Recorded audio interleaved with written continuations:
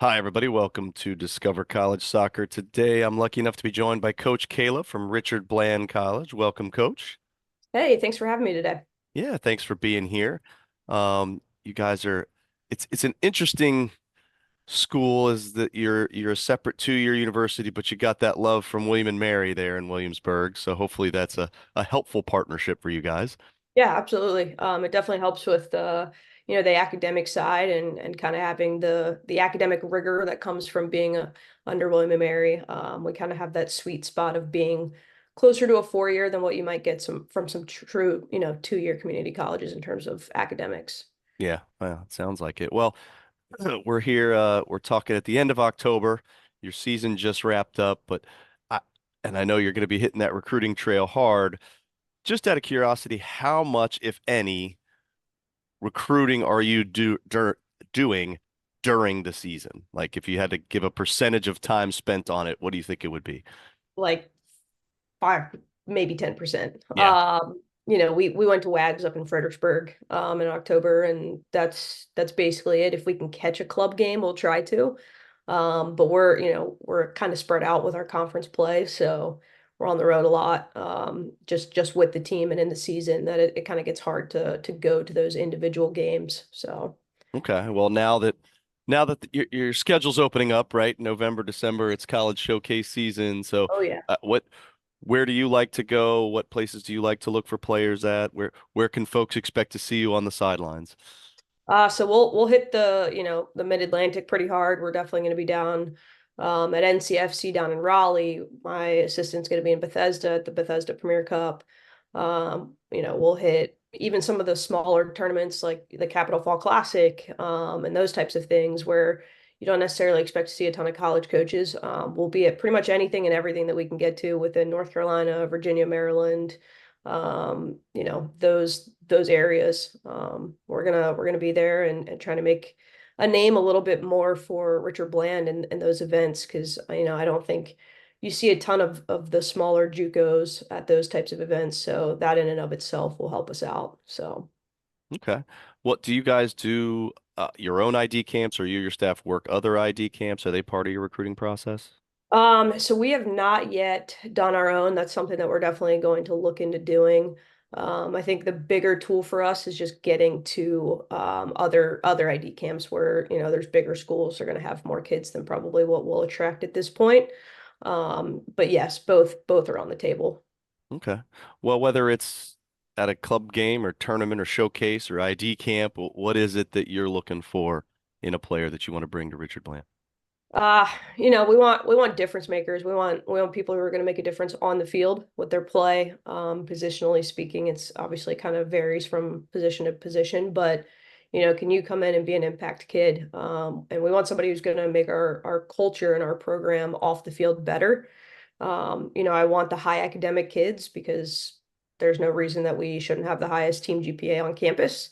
I want kids who are willing to come in and work hard and don't want things given to them in terms of their off-field personality. Who are you as a person?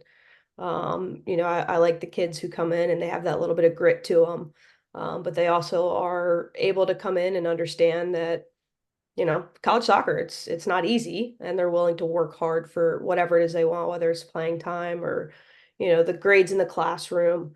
But yeah, so I think, it's hard to find leaders and it's hard to find difference makers on the field. So seeing how kids react and respond in games to, individual failures or team issues, does the referee make a bad call? How do you react to that? That's kind of the initial thing that I look at is how you carry yourself on the field as well. Okay. Well, when people tend to look at junior colleges, right? Some of them don't feel the need to move on and play at a four-year school. Some do. Um, do you have players now that want that are maybe graduating that want to do that 4 year? Or have they found and are they starting to look at options? What's that look like for players? Yes, so the sophomore class that I took over, there's one or two that are like still kind of on the fence about whether or not they want to play. They're also nursing majors, and one is trying to be a NICU nurse. So they're not necessarily like that's not a priority. Nursing school is, and if they can play, they want to. But definitely my freshmen, they are kids that will move on and they will be able to play on a 4-year team and they're excited about that. And they after games, are we going to get the film? Because part of it is they're that motivated to watch film and make, adjustments and figure out where they went wrong, but they also, want to clip those film edits up for 4-year coaches, which is something we're absolutely helping and willing to help them with. Wow, that's great. Well, is there, you're hitting the recruiting trail obviously hard. You inherited a smaller roster, so is there a roster size you feel is ideal that you're going to try to fill for next season? Yeah, 16, 17 would be ideal for next season. I'm losing 7 sophomores. Got six freshmen. In an ideal world in the next year or two, I'd like to get it up to like 20 or 22. I don't want to carry a huge roster. Part of the reason you come to JUCO is you want to play, you want to develop, so that way you can, say you played your first 2 years when you go into a 4-year. So I don't want to carry a huge roster. That 20 to 22 is going to be a sweet spot, but I also recognize that my goal is to bring in 10 this year, and bringing in any more than that is probably going to be challenging. So, we'll shoot for 10, and if we happen to get more, great. But 16 for the fall would be better than where we're at. All right, all right. Well, let's learn a little bit more about the school. You know, you started February. What was it that drew you to the school? What have you found to be some of the awesome parts about the school? Some things we didn't even know by going through the website. Yeah, so I was an assistant at Randolph-Macon for the last 3 years. Um, I think I got to a point where I was ready to make the leap to be a head coach. And I thought, starting at a JUCO is really a good place to start, because you're bringing in kids that, they want to be there to play and they want to get better. And that's ultimately what my, job is, and what my why is making kids better on and off the field. And it's hard to get into another school with, whether it's another ODAC school or any other D3 schools with, a few years of assistance experience that quickly. So, I said, all right, we'll try the JUCO world. And, it's been really cool because you get a lot more time for development than you do at Division 3 even. Our spring season is longer. We're not limited to those 24 contact dates. We get 6 scrimmages in the spring instead of the one play date. So we really get to be more hands-on and development focused, individually and as a group in the spring. And that's where I think obviously in college athletics, that's where the most growth comes from individually, is the off season. So yeah, I think that's been a huge perk for me, and really something that makes it hard to go back to a Division 3 or any other NCAA school, to be honest. I think too is you see a more immediate impact in the lives of these JUCO kids, because you're kind of immediately playing that hand and helping them move on. And so you get to work a lot more closely with them, and kind of in a more, not rushed, but deeper level quicker, because you only have such a short time with them, which has been really cool. Seeing grades come up, and kids who, it's not that they couldn't get better grades, they just weren't trying, or they just didn't realize the importance of it, or they've never had a coach come in to push them, and now they're doing their extra work in the off season, and I don't even have to like ask about it. Like they're I had some of my sophomores that were texting me all summer, hey, I'm watching this game, who should I be watching? That kind of stuff. I think you sometimes lose that, because the NCAA kids, sometimes they take it for granted. They're at that 4-year, whereas you get the 2-year kids are hungry. So that's been a really cool experience too, to be a part of, and helping them, really flourish and thrive in that. But the school itself, we've got 14 athletic teams, and we've got, women's volleyball is on the national map. They went to national playoffs. Last year, they went to nationals for beach volleyball. Historically, women's basketball has been very good, men's basketball. So athletics is taken very seriously here. At Richard Bland, we're working on developing a new athletics facility as well, both for soccer and baseball, new fields. And then they're going to build some extra locker room buildings and things like that. So the investment in athletics is there, which is something you don't always get to, especially at smaller schools. So that's been really, really cool to see. And, it's our athletic director is great. You can go to him and, if he can find out a way to help you, even if it's not exactly the way you want, he's going to work on that. And it's cool because from the top, top down, we've got the support we need. Awesome. So let's take it back a couple weeks. Let's pretend you're in the heart of that conference season. Kind of walk me through what does a typical week look like for the players in terms of wins, practice, games, class, meals, all that kind of thing. Sure. Most of our classes are done by about 2 or 3 o'clock. So some days, we had practice at 3 or 3:30. And before that, we would lift at 2 o'clock. So we do some lifting during the season because I think that's important for injury prevention stuff. It's light, more maintenance stuff, not heavy lifts. And we kind of tweak that week to week depending on what the game schedule looks like in terms of opponents or timing of the games. But usually we have 2 games a week. They're usually going to be like a Wednesday, Saturday, Tuesday, Friday, that kind of schedule. Classes are, like I said, they're usually done by about 2 or 3 o'clock. We train for about an hour and a half, maybe a little shorter, hour 15. We want a high intensity practice, and with 13 on the roster, a 2 hour practice isn't really necessary. So we get a lot of reps in. We keep the tempo high, we keep the energy high, and we get them in and out. Then they have the rest of the evening. They go to dinner at the calf, 5, 6 o'clock, and then they do their homework. And that's kind of what the week to week looks like. We have a day off, on typically on Sundays is our off day, and we get right back to it every Monday. We schedule meetings if we need to in terms of film stuff, or we'll do like class check-ins if we need to with individuals. But otherwise, I mean, our girls are pretty on top of everything. So, I haven't had to do too much extras with the academic side of things. I check grades, and if I need to call somebody into the office to kind of walk through what's going on with them, I will. But I haven't had to do too much, group, whether it was like office hours or study halls or whatever. The team's been very good this season, so that's been a nice plus.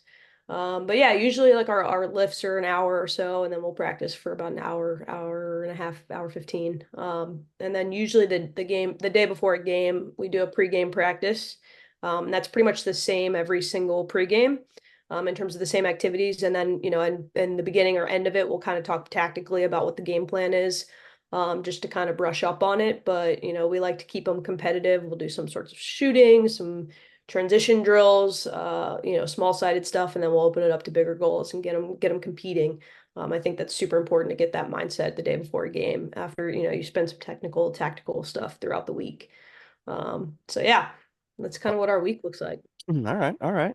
Well, one of the, there's a couple big benefits usually to going to a JUCO. One is it's usually cheaper than a lot of the 4-year options, and the D1 JUCOs also have the ability to give more scholarships than any other division Yep. out there. So I'm not holding you to hard numbers here, but what could a potential prospective student athlete who might want to go to Richard Bland, what are they looking at, whether they're in state or out of state, if that matters? Like what does that all look like?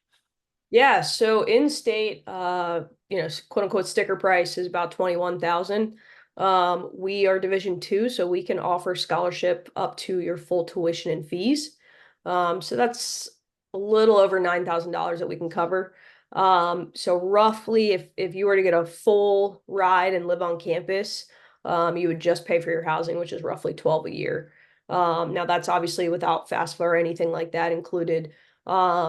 I've got some girls who are commuter students. They live, within 15, 20 minutes of school. So one of them is on a full ride and she doesn't pay a penny, since she doesn't live on campus. So in theory, depending on, if you're a more local kid, you could commute.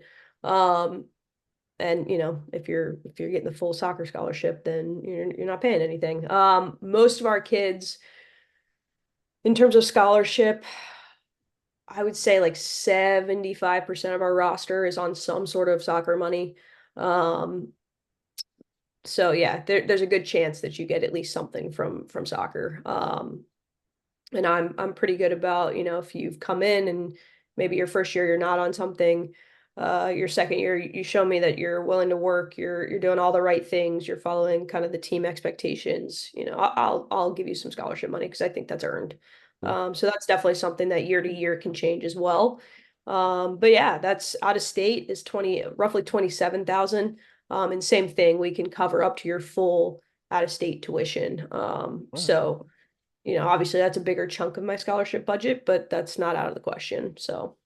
Okay. Awesome. And Well, international is actually the same rate as out-of-state students. So so is that something you're looking into? I mean, your roster is all Virginia now, but is it, are you looking at the potential for yes. internationals? Because many JUCO rosters start to see heavy international numbers.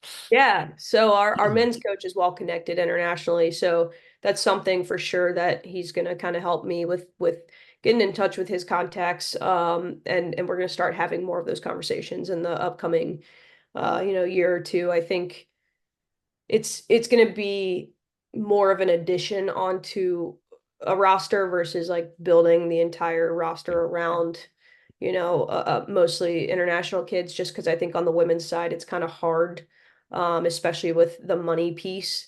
Like I said, that takes up a much larger chunk of budget, and I know from the couple conversations I've had with one of our international contacts, his girls need a lot more money than what I can get them to. Yeah. So we're still trying to figure that out. But yes, I would definitely love to add a few international players to the roster. I think that'd be huge. I think it's a great cultural experience for them and the, American players, the local kids. So Yeah, absolutely. Well, let's talk a little bit more about the team. Obviously, you've talked about your roster, but the rest of the roster, what's your staff look like? What are maybe some other support staff in the athletic department or anybody that helps with the team? What does that look like? yeah, so I have an assistant. He is full time for all intents and purposes of the word full time. I mean, obviously in college athletics, we know what that means. So he is, he's there every practice, there every game, travels with us. Um, he runs our goalkeepers, sessions right now, and he helps with the men's team as well. So he's been fantastic. He worked for me previously in a small club that we worked at up in Harrisonburg, Virginia. So he was one of my coaches for one of the youth travel teams up there. And he spent the last 2 years at Wyoming as an assistant. So was awesome calling Matthew back and having him come home, and he's been great. He's young, he's excited. I'm young, but he's younger than me. He's excited, he's eager to get on the recruiting trail too. He's all about it, all in. So I don't think you're gonna find two more passionate coaches. Because man, the two of us together, it's hard to get us to quit sometimes. But yeah, we've got two athletic trainers who have been huge for us. And I know that that's sometimes a resource that's lacking in JUCO. We actually work very closely with VCU Health. So we use the VCU orthopedics and our quote unquote team doctor who we can send kids to, if they've got, sinus infection or whatever else going on, or even like simpler like injuries like concussion stuff.